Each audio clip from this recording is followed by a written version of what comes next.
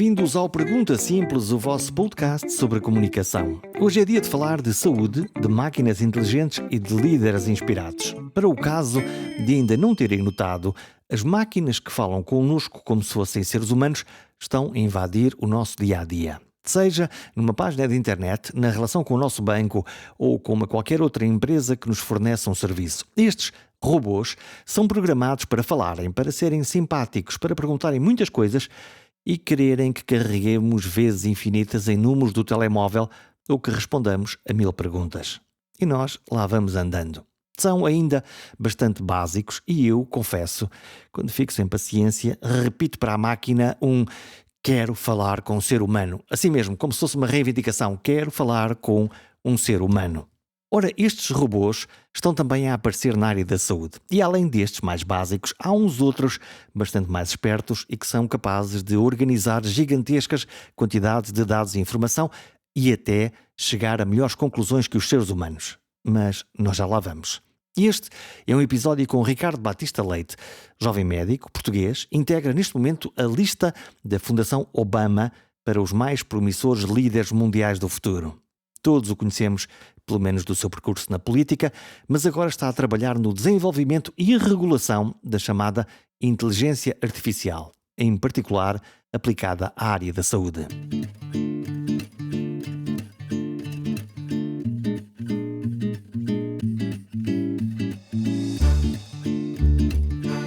A tecnologia está a acelerar e a dita inteligência artificial carrega algumas das mais interessantes promessas de que o mundo será melhor.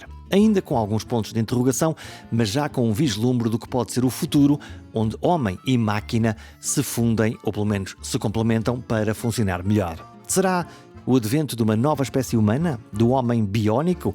Ou apenas do homem assistido pelas máquinas? Já para não pensar na assustadora ideia de que as máquinas possam controlar tudo ao arrepio da decisão humana.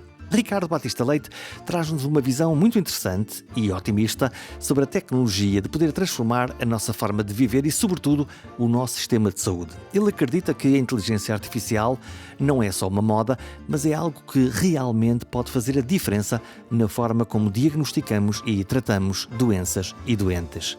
Vamos falar de como as máquinas, em algumas áreas, já estão a superar os médicos, seres humanos, na precisão e na rapidez de diagnóstico, como é o caso da radiologia. E, ao mesmo tempo, vamos explorar os riscos. Será que esta tecnologia vai acabar por beneficiar apenas um pequeno grupo de pessoas, deixando muitos de fora? Na conversa, falamos sobre a necessidade de mudarmos ou de adaptarmos o nosso sistema de saúde. Ele acredita que estamos a trabalhar de forma reativa, ou seja, a tratar a doença depois dela aparecer e que é preciso uma viragem neste paradigma para que o modelo seja mais proativo, focado na prevenção e na promoção da saúde. E sabem o que é curioso?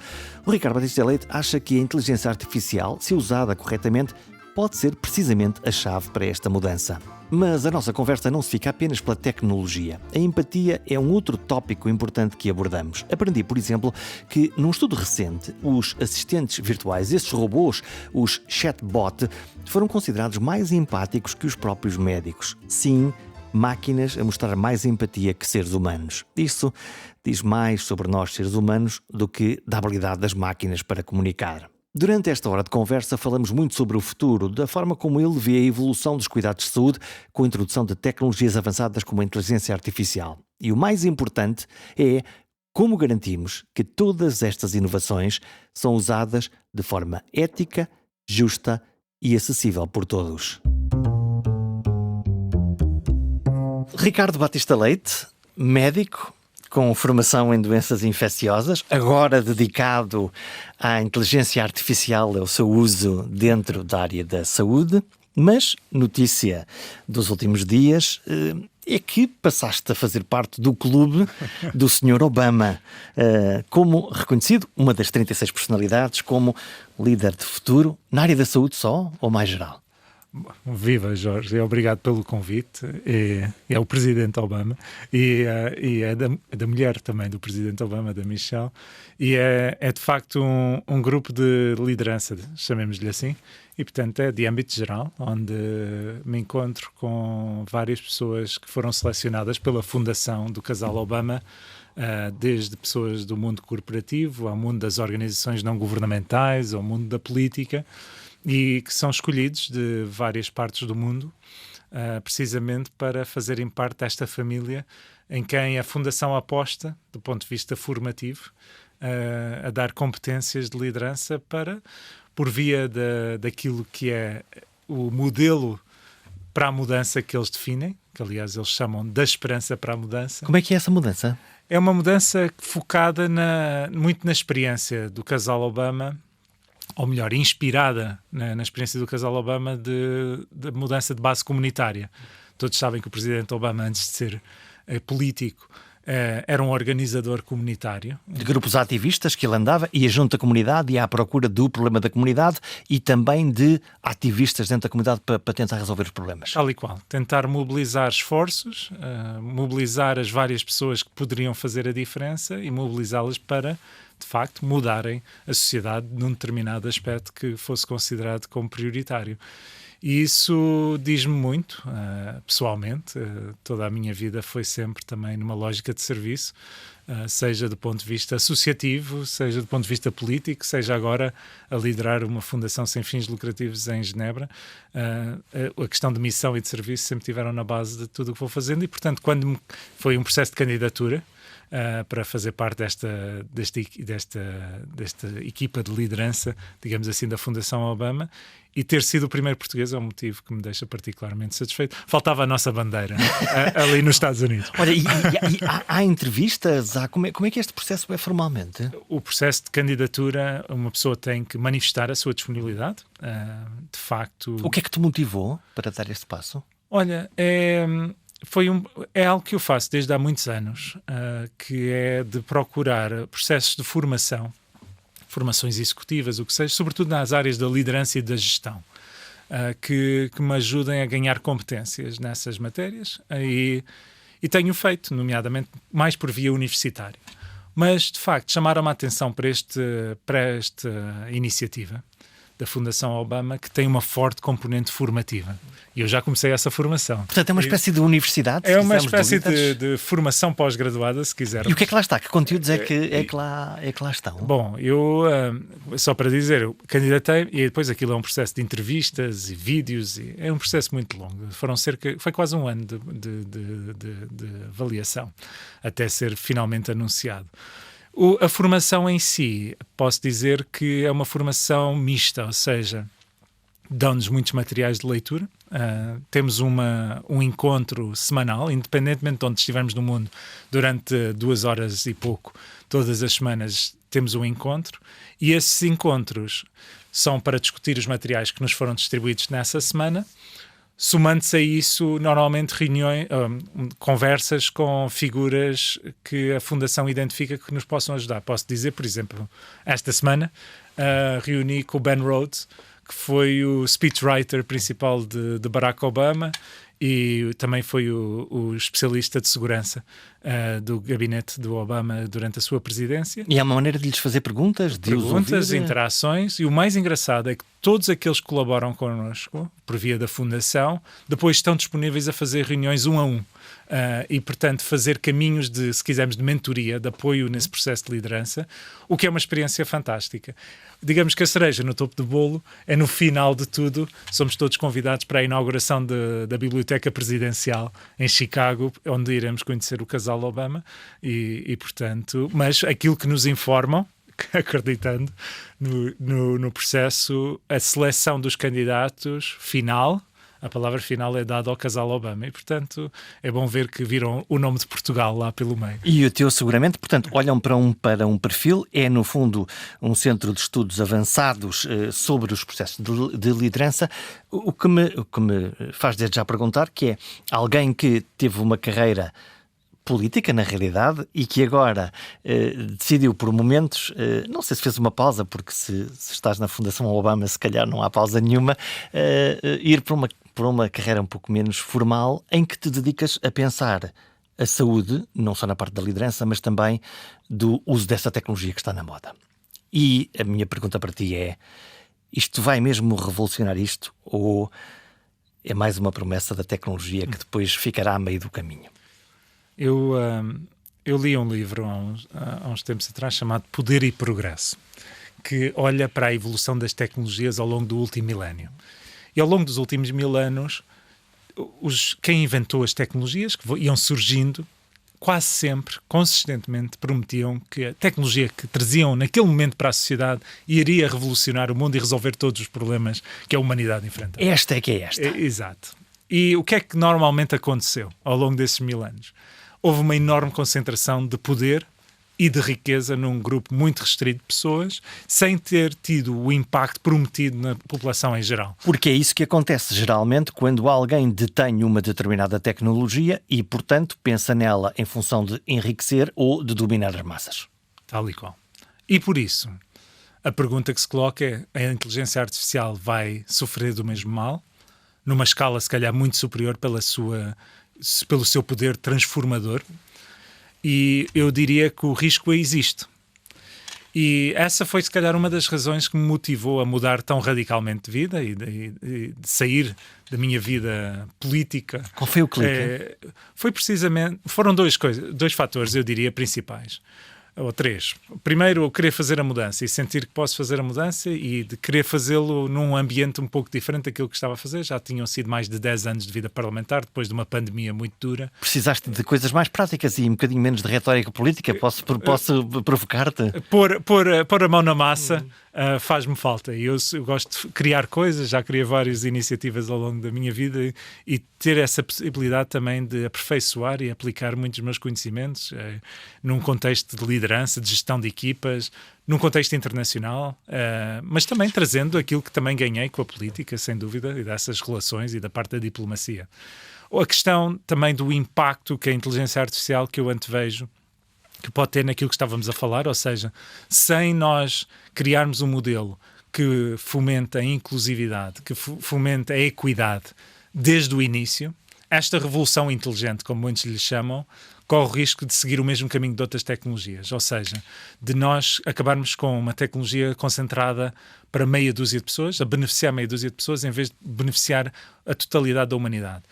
O tal livro que eu mencionava detectou situações em que foi possível a humanidade, desde a sua fase inicial, desenhasse as tecnologias de modo a serem desenhadas para terem um impacto universal, é possível nós, de facto, ambicionarmos esse impacto para a população em geral. Então o que é que nós temos que fazer para garantir que esta tecnologia que hoje eu percebo como estando nas mãos das grandes tecnológicas, lá está, das Googles desta vida, dos chats GPTs por aí fora, que é uma tecnologia que nós percebemos que está a produzir coisas que, por um lado, nos surpreende a dizer uau, isto já está assim, e nós não sabemos da missa à metade. Tu provavelmente saberás muito mais até do que eu seguramente e do que a maioria das pessoas.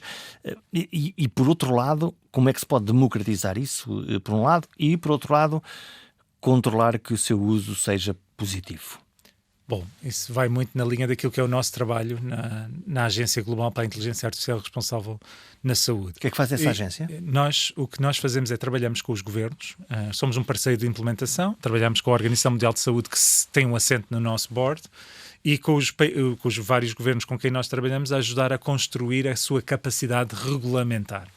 E, portanto, nós hoje já temos, vamos pegar no exemplo de Portugal, temos o Infarmed, que avalia a entrada de medicamentos antes dos medicamentos poderem ser vendidos no nosso país, para garantir que são seguros, que têm qualidade, são eficazes. E depois põe em marcha um processo de avaliação pós-entrada no mercado, ou seja, vão monitorizando, garantindo que aqueles medicamentos são seguros, efetivamente, à medida que vão sendo usados. É um regulador, é um polícia, cria as regras de mercado, cria aquilo que é fundamental, a diferença lá está de segurança e não segurança, e no fundo é um grande olho que monitoriza a maneira como as coisas estão a ocorrer. É um garante também de qualidade. E por isso, por via disso, consegue construir uma relação de confiança dos consumidores, dos cidadãos, das instituições a usarem essa tecnologia. Particularmente na área da saúde, onde um erro do ponto de vista do uso de uma tecnologia que nós queremos confiar para fazer cirurgias robóticas, para fazer apoio à decisão clínica ou o que seja, é fundamental que essa confiança exista e que a qualidade das ferramentas exista e também que tenhamos mecanismos para detectar eventuais erros, tal como hoje já temos para os produtos farmacêuticos, para os dispositivos médicos. Mas isto leva-nos àquela tua pergunta anterior, do que é que me motivou à mudança. E a principal razão, eu não mencionei, tem a ver com algo que eu até escrevi num livro que publiquei em 2020 com a Dom Quixote, que era Um Caminho para a Cura, em que eu mencionava que era fundamental uma mudança do nosso sistema de saúde. Hoje o sistema de saúde é um sistema reativo à doença, é um sistema em que não permeia quando nós melhoramos a qualidade de vida e a saúde da população. Pelo contrário, paga mais até para tratar as doenças mais complicadas? Há quase um estímulo à doença ao invés de um estímulo à saúde? Se um hospital ou numa unidade local de saúde deixar de ter doentes porque foi muito eficaz a prevenir essas doenças, deixa de receber dinheiro.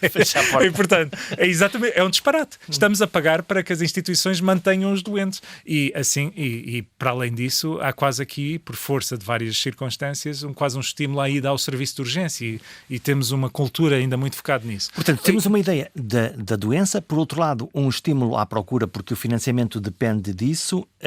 Subvertemos o fim do sistema de saúde? Sim, o sistema está partido.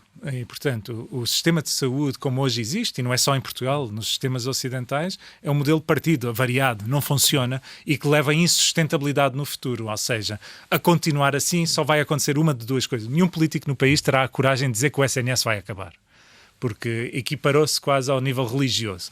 E, portanto, o que vai acontecer é aquilo que já se verifica, que é vão aumentando as listas de espera, vão aumentando as dificuldades no acesso. Vai degradando. Paulatinamente, sem que ninguém assuma. E o que é que acontece? Quem tem recursos próprios recorre ao privado, recorre ao estrangeiro para resolver o seu problema particular. Quem não tem esses recursos fica nas tais listas de espera. É exatamente isso que eu acredito, que esta mudança de visão do modelo reativo à doença para um modelo proativo de promotor da saúde, que consiga reduzir a carga da doença, que tenha um foco em garantir que a população está mais saudável, que a inteligência artificial traz-nos aqui a tecnologia que nos faltava para conseguir utilizar os dados em massa de forma estruturada, de modo a orientar o sistema, a redesenhá-lo, a criar novos modelos de financiamento, no final do dia, a garantir uma população mais saudável. É, no fundo, essa também a nossa missão na Health AI, é de ajudar os países a criar ecossistemas que promovam a saúde. Então, começavas por onde? Os sistemas são muito complexos. Eu lembro-me sempre de uma das coisas mais fascinantes que os sistemas de saúde têm e que o sistema de saúde português tem. Nos últimos 30 anos, eu fui por curiosidade olhar para os programas eleitorais dos vários partidos e dos partidos que foram governo, mas está lá em todos os programas eleitorais da esquerda à direita uma notazinha que diz assim: vamos dar um médico de família a cada português. E todos falham. E eu dediquei-me a pensar sobre isto e a pensar assim: bom, se é um problema que está diagnosticado, se é um problema que os partidos acham que é para resolver, se há recursos, em princípio há recursos, é muito curioso como é que aparentemente um problema que seria muito simples de resolver não se resolve. E eu digo, tu começavas por onde? Por onde é que... Bom, é curioso que agora, falando da inteligência artificial, há quem fale na visão de termos 8 mil milhões de médicos assistentes no telefone de cada um, no nosso bolso. E, portanto, isso levava-nos até, podemos falar sobre a questão dos assistentes virtuais e... Do rei dos chatbots. E quão eficazes serão no futuro. E quão potentes serão também. Agora, quanto àquilo que é a necessidade de resposta da população, é evidente que a questão da cobertura universal é fundamental. Eu sou a favor de, sem restrições, olharmos para os meios que existem no nosso país e de, com base nisso, contratualizarmos o que for preciso para garantir essa resposta, mas isso é um patamar mínimo. Há algo que Portugal nunca fez. Já fizemos muitas cartas hospitalares, que é uma espécie de mapa de todos os hospitais públicos. Eu acho que o que nós precisamos é de uma carta de saúde. Ou seja, nunca ninguém se sentou no Ministério a dizer o que é que existe no nosso país, público, privado e social. E o facto de não fazermos isso, o que é que nós acabamos por fazer? Construir coisas ao lado de outras que já existem e depois temos partes da população que não têm determinadas coberturas que precisam. Se nós, em vez de olharmos para o SNS como algo estanque, mas olhássemos para o SNS como integrado num sistema maior, nós poderíamos olhar para toda essa oferta e tentar colmatar aquilo que falha, garantindo investimentos onde verdadeiramente poderia ter impacto. Isso implicava, por exemplo, pegar no mapa de Portugal, quase com aqueles alfinetezinhos, agora virtuais seguramente, com várias cores, e dizer aqui nascem X crianças, aqui há mais esta doença, aqui há mais aquela doença, para tentar perceber logo, em primeiro lugar, a necessidade epidemiológica para responder? tal e qual, ver a carga da doença, utilizar modelos preditivos de inteligência artificial até para prever qual é a evolução desses modelos, com base na evolução dos últimos 20, 30 anos. Porque esses doentes vão voltar depois, provavelmente com um padrão que é conhecido. Sim, e as tendências são relativamente padronizáveis e, portanto, nós conseguimos ter uma tendência, poderá não ser 100%, mas já é o suficiente para tomar decisões políticas e também olhar para aquilo que é a oferta de serviços. Não faz sentido nós estarmos a replicar serviços em todo lado num país pobre. Sim, eu estou a pensar, por exemplo, nos blocos de partes, é um bom exemplo em que discutimos já há vários anos, ai meu Deus, que não há bloco de partes, ai que vai agora fechar no fim de semana, mas se nós formos olhar verdadeiramente nas grandes cidades, o número de blocos de partes multiplicou-se. É quase um contrassenso. Há mais blocos, há mais sítios, há mais hospitais e há menos oferta. Mas tem a ver com a lente, não é? Se uma pessoa põe uma lente em que eu só consigo olhar o que existe no setor público, em que é um hospital público, eu não consigo ver mais nada. E tu defendes a complementaridade, no fundo, da resposta. É uma integração, uma visão de sistema de saúde. Nós temos de garantir que as pessoas tenham acesso. E hoje em dia nós não estamos com esse modelo e isso acaba por prejudicar os doentes no final do dia. E para além disso acabamos por fazer investimentos, como eu dizia, duplicando investimentos de coisas que já existem, quando poderíamos estar a utilizar dinheiro para outras coisas. Para além disso, a revolução da inteligência, que a inteligência artificial nos traz, pode ser também um instrumento aqui para mais proativamente o sistema de saúde identificar pessoas que potencialmente vão ficar doentes. Mas como é que isso faz? Por exemplo, nós já há países que utilizam... Hoje fazemos rastreios, muito nessa lógica, muito ad hoc ainda, mama, cólon, mas através de modelos preditivos de que determinado conjunto de condições vão representar doença? Se juntarmos um conjunto de dados que incluam os dados demográficos, os dados ambientais de onde a pessoa vive, os próprios dados pessoais e clínicos da pessoa, permitindo a integração de toda essa informação, podemos identificar quem é que irá beneficiar. Se nós tivermos que, por exemplo, priorizar quem é que vai ser vacinado primeiro por uma determinada vacina, imediatamente estabelecer uma ordem, garantir que os tais assistentes virtuais imediatamente peçam à pessoa para vir, automaticamente ser a marcação feita, não há razão nenhuma. E tudo isto é um custo muito abaixo daquilo que seria necessário para montar isto tudo de forma manual. Mas mais, e é isto que é também muito importante na questão da integração do sistema de saúde. Hoje, cerca de 30% dos portugueses, se não mais, já nem vão ao SNS. Não usam o sistema público. O que é que isto implica? Que as decisões de saúde pública feitas hoje em dia em Portugal são feitas não com base nos dados dos portugueses ou dos residentes em Portugal, mas com base nos dados de 70% dos residentes em Portugal. Porque os outros dados estão no outro lado qualquer e os sistemas não falam um com o outro. Não há qualquer integração. E, portanto, estamos a tomar decisões políticas com enorme impacto financeiro, o orçamento da saúde são milhares de milhões de euros, com base numa visão parcelada da sociedade. Inevitavelmente vai cometer erros, porque está a ter uma visão tão enviesada daquilo que é a realidade. E, portanto, é fundamental, perguntava-me, por onde é que se começava? Eu acho que aquilo que seria mais fácil era criar rapidamente uma agência digital, uma agência de dados em saúde, que permitisse integrar esses dados todos a nível nacional. O que é que faria essa agência? A agência, primeiro, garantiria que todos os dados a nível nacional estariam estruturados e organizados precisamente para podermos montar e aplicar estas ferramentas de inteligência artificial, de modelos preditivos, e criar os tais modelos de financiamento que hoje não existem. Isso significa que, por exemplo, que eu podia ir aqui ao Hospital de Santa Maria ou ao meu Hospital de Viana do Castelo ou a um prestador privado, que tudo aquilo que fosse coligido sobre mim, tudo aquilo que os médicos escrevessem sobre mim, estaria disponível para eu poder usar noutro sítio qualquer? Sim, e mais, quer dizer, para além dos dados da saúde, quais são os dados que nós consideramos mais sensíveis? São os dados financeiros. Sim. E hoje em dia eu pego no meu cartão de crédito ou multibanco e vou a Kuala Lumpur ou vou ao Rio de Janeiro. E reconhecem o cartão. Reconheço, funciona, pago, levanto dinheiro. Ninguém questiona. Nem sequer pensamos nisto. Reclamamos se não funcionar. Eu estou num hospital, atravesso a rua, vou para uma clínica ou para outro hospital qualquer. É Jesus. Já não funciona. Isto resulta de que no mercado financeiro existem incentivos financeiros, porque é um negócio, e no mercado da saúde, infelizmente, esse tipo de incentivos não funciona, a não ser que quem lidera, e neste caso é quem gera o sistema, tem essa responsabilidade. Para além disso, e esta é a parte que eu acho mais fascinante, é que se nós criássemos uma agência desta natureza, nós iríamos ter estes dados que tornariam Portugal, pelo seu tamanho e por sermos um país europeu, poderíamos ser um hub, um laboratório. Um laboratório para ensaios clínicos, para atrair as várias indústrias a usarem Portugal para ensaios clínicos, garantindo acesso precoce a tecnologias de saúde, a baixos custos ou sem custos até para o país. E potencialmente isso poderia trazer uma enorme receita de milhões de euros para o país. Porquê é que nós não fazemos isso? E os portugueses que estivessem dispostos a ceder os seus dados para contribuir para esta causa, porquê é que não recebem, sob a forma de dividendos, um retorno financeiro? Como se fossem investidores de uma determinada causa que era de agregação de dados que tenham um valor também económico. Tal e qual, porque hoje em dia nós damos os dados gratuitamente às grandes empresas e ninguém reclama. Se nós pudéssemos coligir esses dados e organizá-los para ter retorno financeiro e os portugueses poderem, por exemplo, em sede de IRS, receber um retorno financeiro, bem, então aí passa a ser mais transparente, passam a beneficiar diretamente, não apenas do ponto de vista financeiro, mas também estarão a contribuir para tornar a população mais saudável como um todo. E Portugal tem o tamanho ideal para poder ser verdadeiramente revolucionário no que diz respeito às tecnologias de informação. Há bocadinho estavas a falar da questão bancária, mas eu não deixo de me sentir menos confortável em poder partilhar um meu dado de saúde do que o número da minha conta bancária.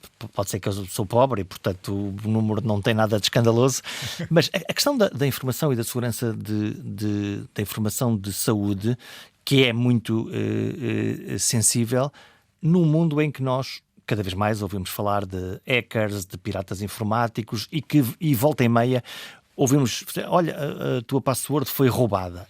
E eu dava como certa e fidedigna que a minha password nunca ia ser roubada e foi.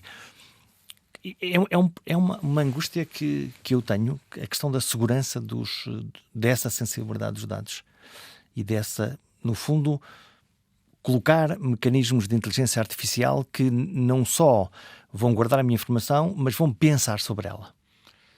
Se nós pensarmos, vamos olhar para as notícias dos últimos 10 anos. O que é que ouvimos mais em Portugal? Violações de cibersegurança na área financeira ou na área do SNS? Garanto que foi mais nos hospitais do SNS. Porque há um incentivo financeiro a proteger esses dados no lado da finança. Toda a base do negócio do sistema financeiro depende dessa... E a confiança. Da confiança. Neste momento são dezenas de milhares de milhões de dólares que a Visa, que a Mastercard, que estas empresas investem para estarem um passo à frente.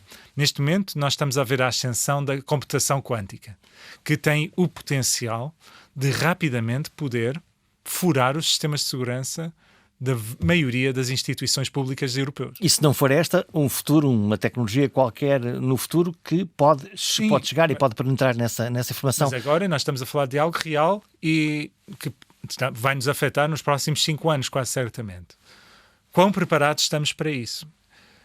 Eu diria que há um investimento de cibersegurança que tem que ser claramente aumentado e tem que ser assumido como prioridade precisamente porque os dados são de tal forma sensíveis.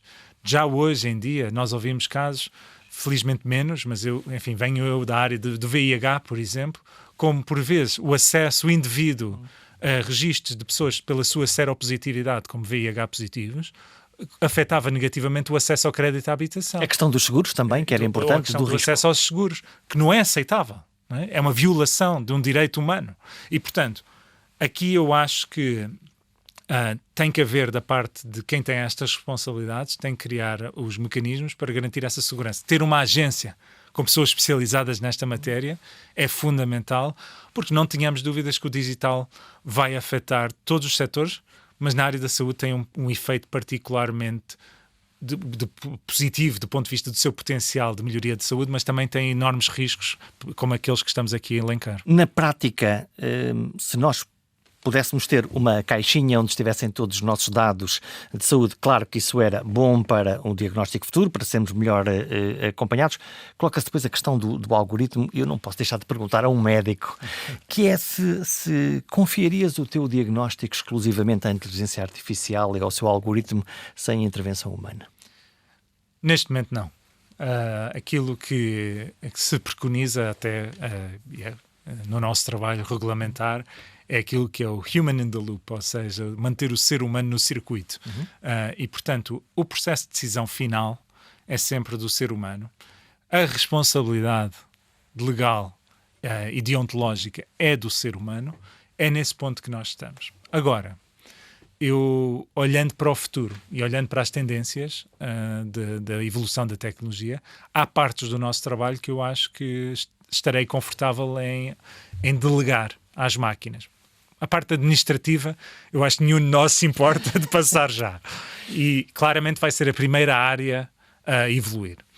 Depois haverá a parte de recolha de informação. Por exemplo, imaginemos que somos médico doente num consultório e 70% do tempo que o doente está no consultório médico está a olhar para a parte de trás de um ecrã de computador. Sim, é uma desgraça, porque o médico está a fazer os seus registros, não é? Se nós conseguíssemos eliminar o teclado, eliminar o ecrã e toda aquela informação ser recolhida via áudio e ser transformado nos registros, e o médico no final só tem que aprovar esses registros. Podíamos estar olhos nos olhos a conversar. Reforçar o lado humano, o lado da empatia, que se perdeu objetivamente nos sistemas de saúde ocidentais. Portanto, eu creio que aí vai-se evoluir. Há uma outra área que me parece que já estamos a ver os números que são verdadeiramente impactantes, que é na área da radiologia. A capacidade, a especificidade e sensibilidade de determinadas ferramentas, por exemplo, no cancro da mama, para olhar para imagens e para prever que uma determinada imagem de uma mama tem ali uma imagem suscetível de poder evoluir para cancro.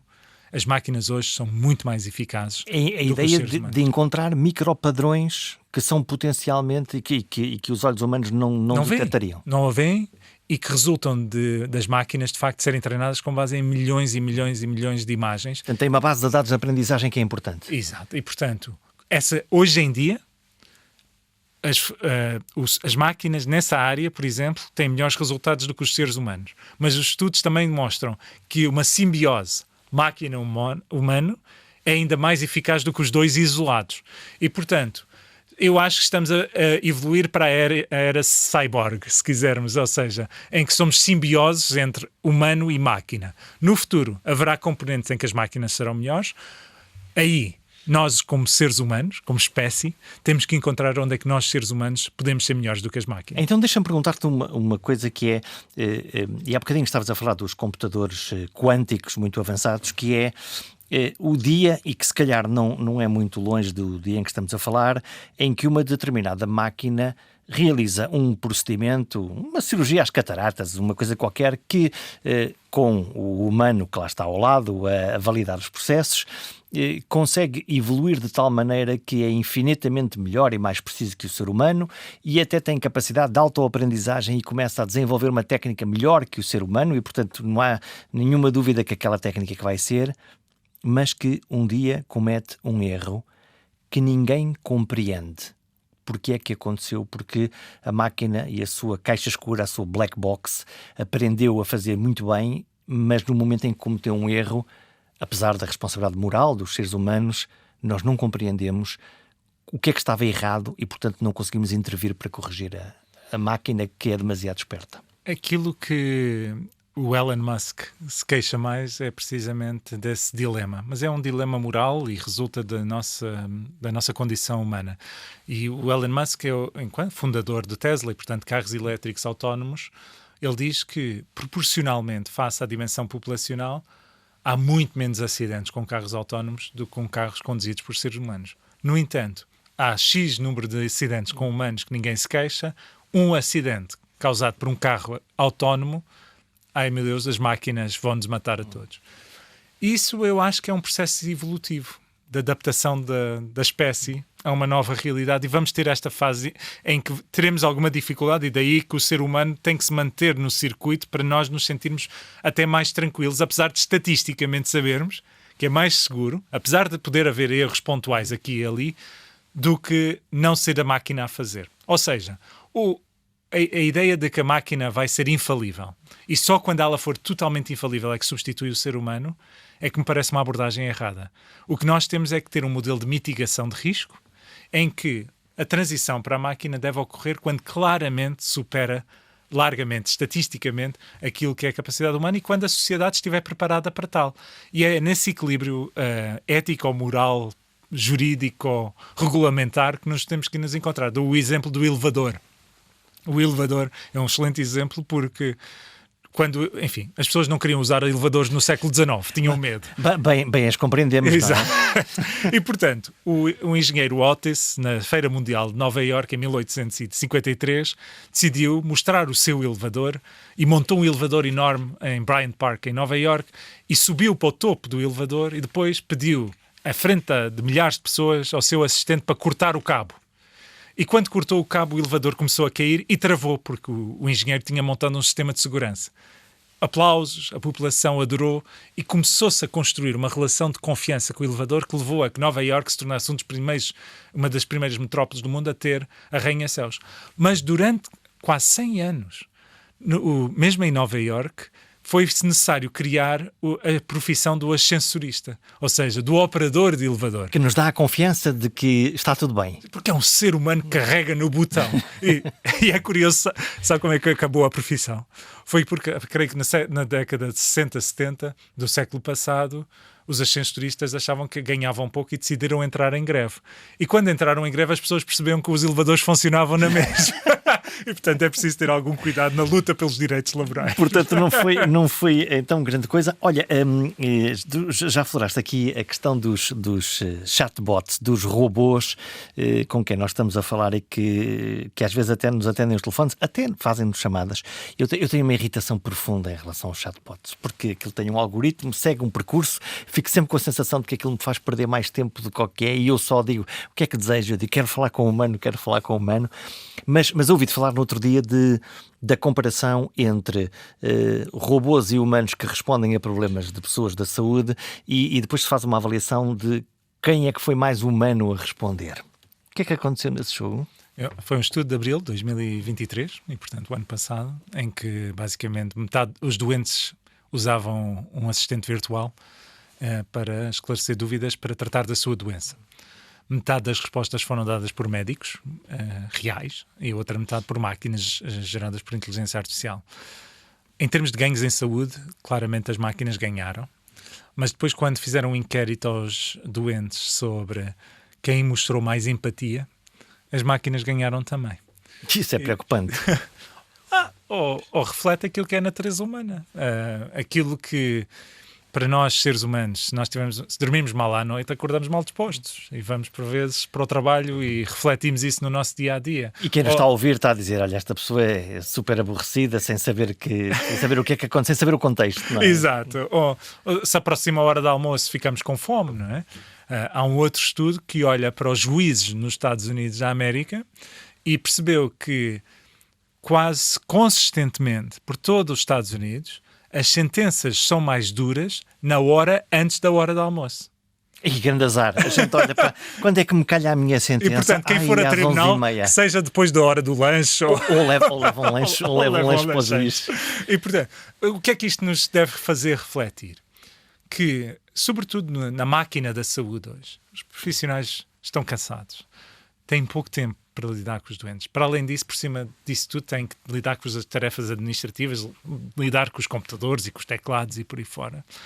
Nós temos que recentrar o humanismo e a humanidade. Como é que isso faz? Naquilo que é o nosso funcionamento em sistema de saúde. Houve uns autores que publicaram um outro livro que era o Compassionomics, que era olhar para a economia da compaixão aplicada à saúde. E basicamente o que fizeram foi encontrar um conjunto de métricas para medir a empatia e a compaixão.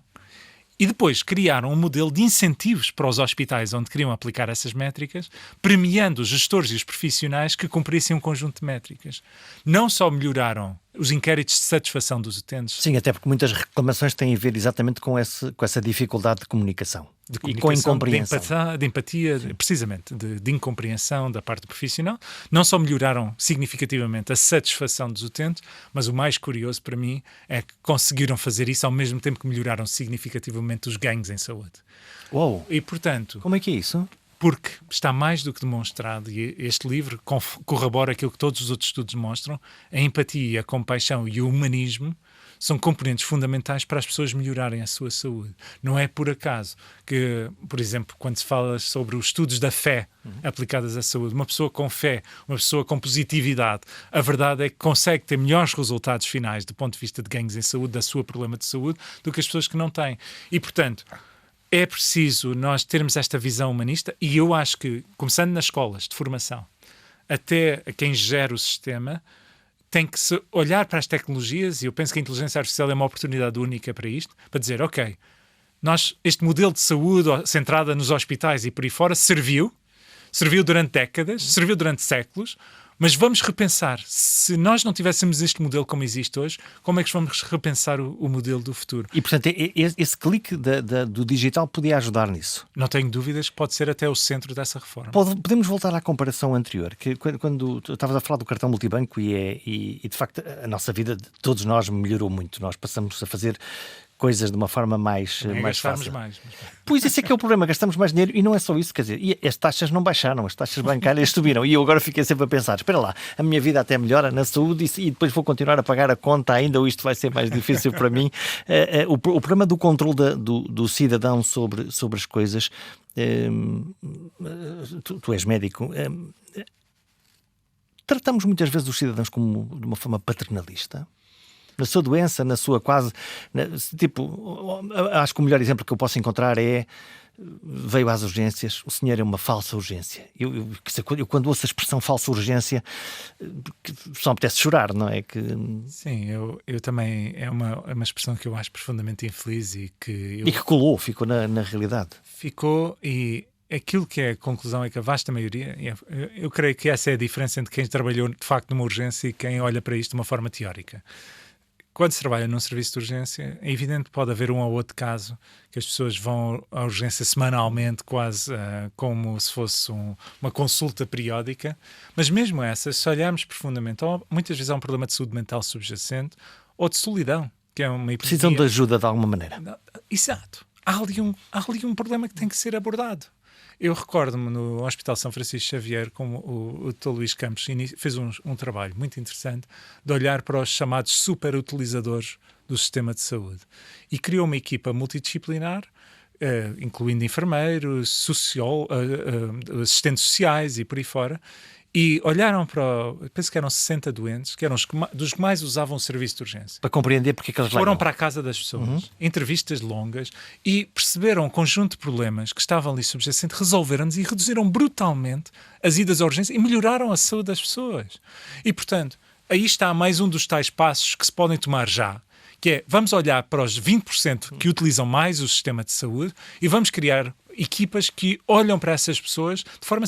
Aliás, são essas provavelmente que estão a gastar o maior número de recursos do sistema de saúde. Isso não é bom para elas, não é bom para o sistema e, portanto, há aqui oportunidades que nós podemos pegar para melhorar a saúde da população. Por acaso, há uma coisa que me fascina, que é, e podemos discutir as causas, mas que é, há uma espécie de atração dos portugueses em relação às urgências. Lá está, o hiperuso das urgências, mesmo em zonas onde há cobertura dos médicos de família.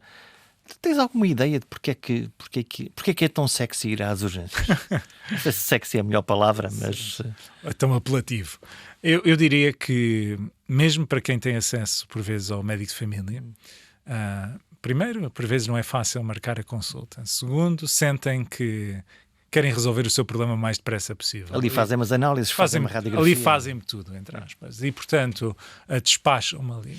E eu creio que isto é uma falsa percepção de rapidez de resolução da sua situação, porque muitas vezes é um penso rápido sobre um problema que provavelmente precisaria de uma abordagem muito mais holística, muito mais aprofundada para resolver o seu problema de base. E, por isso, se nós não mudarmos o modelo em que a pessoa se sinta verdadeiramente satisfeita ao ir ao seu médico de família, ou eventualmente até antes do médico de família, com recurso à tecnologia, ter um conjunto de apoios que até evitem ter que sequer usar o modelo institucional da saúde. Isso implica que lá está, que haja um caminho, que nós confiemos que entramos nesta porta do sistema e que depois, se for necessário, vamos ao sítio B ou ao sítio C e que isto é fluido. Sim, vamos imaginar um mundo em que eu sinto-me doente. E a primeira coisa que eu faço é pego no telefone e ligo para o assistente, que é um assistente virtual, mas que me parece humano e que me consegue dar um conjunto de informações. Que avalia e que, a certa altura, entende que eu devo ser visto por outro ser humano e, portanto, imediatamente coloca-me no meu calendário a consulta no dia seguinte e eu vou lá, a consulta é feita sem computadores na sala, é tudo registado virtualmente com inteligência artificial. No final da consulta, imediatamente eu recebo um registro com um resumo daquilo que foram as recomendações do profissional de saúde. A maioria dos doentes saem do consultório sem perceber as indicações que foram-lhes dadas e, portanto, uma compreensão com uma linguagem adaptada ao meu nível de escolaridade e que eu até me pode ser lido se eu não souber ler, e com as receitas médicas e com os exames complementares marcados, e tudo feito de modo a otimizar o meu tempo e o meu percurso dentro da localidade onde eu vivo. E a nossa vida melhorava muito. Eu creio que o potencial é brutal. E se nós pensarmos que o tempo e o dinheiro que as pessoas gastam a saltar de um sítio para o outro, muitas vezes porque não há uma organização do sistema orientado desta forma, percebemos os enormes ganhos que isto representaria na vida das pessoas e também do ponto de vista da sua saúde. Olha, tu tens experiência, obviamente, de trabalho hospitalar, trabalho clínico, e decidiste, na altura da pandemia, ir para um banco de urgência. Como é que foi isto? Como é que foi essa experiência para ti? Bom, eu estava no Parlamento na altura e, tendo tido a minha formação de base toda em infecciologia, perante uma pandemia por uma doença infecciosa, eu senti-me na obrigação de servir. Naturalmente, durante a semana estava no Parlamento e, portanto, ofereci-me ali ao Hospital de Cascais, como voluntário, aos sábados. E passei durante cerca de um ano a ir todos os sábados. E foi, provavelmente, das experiências mais importantes para mim nesse contexto pandémico, porque se durante a semana eu iria participar em reuniões sobre as famosas reuniões do Infarmed ou em reuniões mais particulares, em que na altura fazia parte normalmente das delegações do PSD junto do Governo, para discutir as medidas que iam sendo tomadas nos momentos mais críticos, nos debates, nas comissões de saúde. Eu falava não com base numa visão distante da realidade, a partir dos telejornais, mas a partir da realidade daquilo que eu vivia e da realidade também que os meus colegas... Era muito comum colegas até de outros serviços irem ter aquilo que nós chamávamos o covidário, que era o espaço do serviço de urgência dedicado à Covid, a darem-me nota de coisas que queriam que eu falasse e se queriam que eu destacasse numa próxima intervenção. Porque os colegas sentiam que de alguma forma podia ser a voz daquilo que eram as preocupações de um momento muito difícil que o país estava a viver. Foi duro? Foi muito duro, começando pela minha família, que durante 7 dias por semana basicamente não me via. Não estavas lá? Num período pandémico muito difícil, com crianças pequenas, como qualquer família, com os teletrabalhos e por aí fora, muito, muito difícil, com uma exposição mediática acima da comum, a qual a família estava habituada, com o positivo e o negativo que daí advém. E, portanto, naturalmente que não, houve momentos de alguma tensão, mas senti-me profundamente privilegiado por poder servir, como eu disse no início da nossa conversa, poder servir. A mesma coisa aconteceu passado 1 ano ou 2, quando rebentou a guerra na Ucrânia com a invasão russa, e me pude oferecer para ser voluntário nas férias parlamentares, e tive no verão de 2022. Como é que foi essa experiência? No Hospital Regional de Lviv. Foi também eu nunca tinha trabalhado em contexto de um país em conflito. Eu estava na cidade de Lviv, portanto, distante da linha da frente, mas por causa disso era das cidades que recebia mais pessoas a fugirem dessa linha da frente. E, portanto, a população habitual de Lviv era de cerca de 1 milhão de pessoas, naquela altura era mais de 2 milhões de pessoas. O hospital estava soberbado. E um dos primeiros sítios onde me pediram para ajudar foi no serviço de cuidados intensivos neonatais. O número de bebés prematuros tinha disparado de uma forma louca, porque... Por causa do stress da guerra. Stress da guerra, falta de acompanhamento de cuidados perinatais. Portanto, acompanhar todo aquele processo, o drama dos profissionais de saúde, a forma como os profissionais encaravam aquilo como fazendo o seu parte no esforço de guerra. Muitos deles podiam ter saído do país, decidiram ficar ali a trabalhar. Esta unidade de cuidados intensivos foi construída, foi deslocada para um bunker debaixo de terra. E 1 hora depois de estar a trabalhar lá, a minha t-shirt estava colada ao corpo com o calor. Estas eram a maioria mulheres, profissionais de saúde, enfermeiras, médicas, a trabalharem naquele contexto há meses, agora há anos, sem luz solar, a tratarem daqueles bebés. Foi de facto uma experiência brutal. Depois ainda tive a oportunidade, por via da Unite, que é a rede de parlamentares que eu fundei, tive uma reunião no âmbito da diplomacia parlamentar com o Ministro da Saúde, Vítor Liasco, e que me impressionou brutalmente, porque nós pensamos sempre na guerra e na ajuda humanitária num contexto de guerra, ou seja, na linha da frente. E era o que ele me dizia: a ajuda humanitária está toda na linha da frente, e onde nós temos mais dificuldades é no resto do país neste momento. Eu tenho que manter, ele dizia-me, eu tenho que manter o sistema de saúde a funcionar. As pessoas continuam a ter infartos, as pessoas continuam a ter diabetes, as pessoas continuam a ter hipertensão arterial, continuam a ter bebés. E, portanto, o sistema tem que continuar a funcionar. Portanto, um Ministro da Saúde a ter que lidar com os problemas de saúde no contexto de guerra, mas ao mesmo tempo ter que manter um sistema de saúde a funcionar é brutal. E quando lhe perguntei como é que nós podemos ajudar mais, e fico feliz de ver que Portugal hoje está a dar algum apoio nesta área, ele disse: é na área de medicina física e reabilitação. Nós não conseguimos manter o ritmo de produção de próteses para a quantidade de pessoas que estão a perder os membros no contexto de guerra por causa das explosões e dos bombardeamentos, e depois, para além dos próteses, ter todo aquele processo de apoio de medicina física, de reabilitação propriamente dita. E, portanto, deu-me uma perspectiva completamente diferente. E um dos momentos mais emocionantes da minha vida foi quando terminei e deram-me boleia na altura, ainda hoje, não se pode viajar de avião e, portanto, eu tinha entrado de comboio, mas para saí de carro, que eu tive boleia de um padre de Lviv, que me levou para Cracóvia. E aquele momento em que o passaporte europeu, português, me permitiu passar a fronteira e sair de um país de guerra e imediatamente entrar numa autoestrada com aquelas planícies verdes habituais do centro da Europa, com a bandeira europeia ali no meio, perceber que a liberdade está a uma fronteira de distância. De facto, percebemos que são nossos vizinhos, são nossos irmãos que estão ali em guerra, que estão a fazer um esforço brutal, e que nós temos muita sorte de estar deste lado da fronteira. E isso foi algo que me marcou profundamente. Estar junto dos que sofrem é provavelmente uma missão que os médicos compreendem muito melhor que todos nós. Estamos num mundo em que as contradições se agigantam. Alguns chamam-lhe polarização. Por um lado, continuamos a matar-nos em guerras difíceis de compreender. Por outro lado, inventamos caminhos e soluções para melhorar a nossa vida. Anseio pelo momento em que a inteligência artificial ou qualquer outra tecnologia invente o robô da infinita sabedoria e do bom senso. Para nos aturar, também deve ter uma paciência gigante e até pode nem falar, mas podia pelo menos evitar os males maiores. Espera, isso não é o trabalho das máquinas, é dos seres humanos. Até para a semana.